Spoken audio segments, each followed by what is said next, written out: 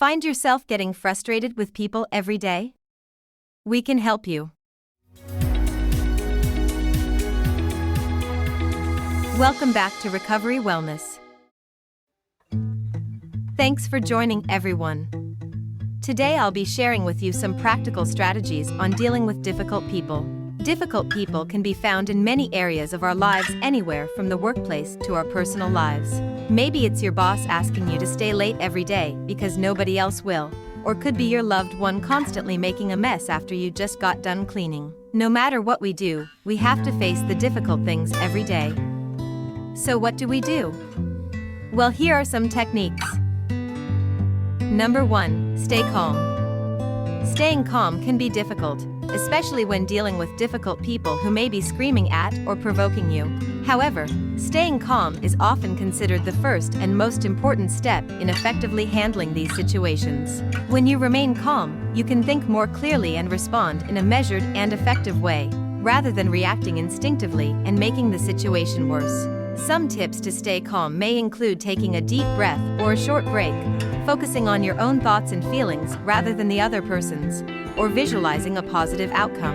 It's important to note that staying calm does not mean that you should suppress your emotions or allow others to mistreat you. Instead, it means taking control of your emotions and channeling them in a way that will lead to a productive outcome. By remaining calm, you can de-escalate the situation and move towards a more positive resolution. Ultimately, while staying calm can be challenging, it is an essential component of effectively dealing with difficult people and can be highly beneficial in achieving a positive outcome. Number 2, assertive communication is a highly effective tool when dealing with difficult people. It is a communication style that allows you to express your feelings, needs, and desires in a direct and honest way, while also showing respect for the other person. Assertive communication involves using I statements to express how you feel and what you need, instead of using accusatory or confrontational you statements. It involves practicing active listening to show that you understand the other person's perspective while providing clarity about your own. When using assertive communication, it is essential to stay focused on the issue at hand and avoid getting sidetracked by personal attacks or unrelated issues. By staying on topic, you can ensure that the conversation stays constructive and solution-focused. It is also important to use specific examples to make your point without generalizing or exaggerating.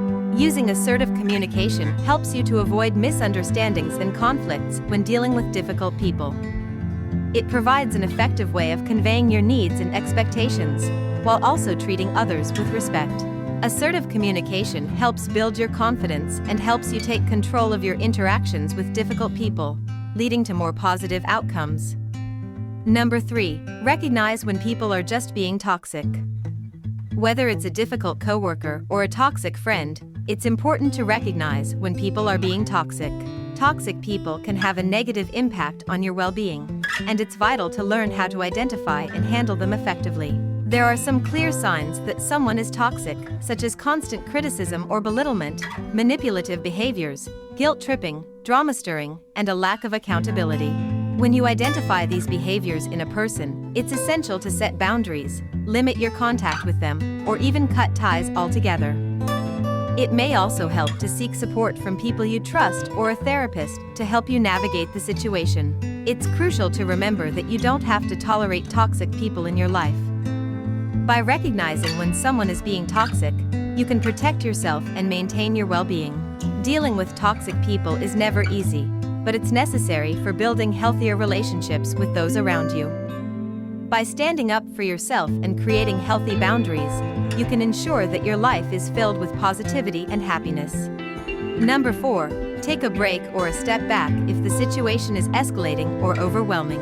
When dealing with difficult people, it's important to know when to take a step back or take a break if the situation is escalating or becoming overwhelming. Sometimes emotions can run high, and it's easy to get caught up in the moment and say things that you might regret later.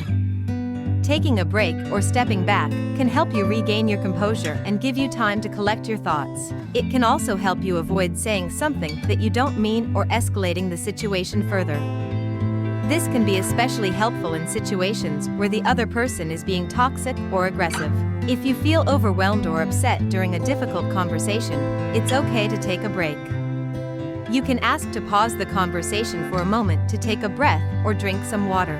Alternatively, you can suggest continuing the conversation at a later time when everyone has had some time to calm down. It's important to prioritize your mental health and well-being when dealing with difficult people. Don't feel guilty about taking a step back or taking a break. It's a valid and healthy way of dealing with a challenging situation. Number 5. Use humor. One effective way of dealing with difficult people is using humor or deflection to diffuse tense situations. When emotions are high and conversations become challenging, bringing a bit of humor to the situation can help de-escalate tensions and create a more positive environment. Using humor can help put people at ease and make them more willing to listen to what you have to say. It can also help you build rapport and create a more relaxed atmosphere, which can make it easier to address underlying issues. Deflection is another technique that can be useful when dealing with difficult people. Instead of engaging in an argument or confrontation, you can deflect the situation by changing the topic or redirecting the conversation. Sometimes, this can be enough to help the other person calm down and see things from a different perspective. However, it's important to use humor and deflection appropriately and with care. It's essential to avoid making jokes at the other person's expense or using deflection to sweep the problem under the rug. Using these techniques should always be done in a way that respects the other person's feelings and opinions. Number 6. Focusing on the problem, not the person, can be a helpful way to deal with difficult people.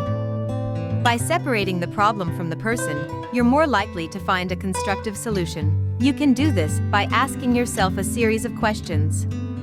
When working with others, approach the situation collaboratively without placing blame or judgment.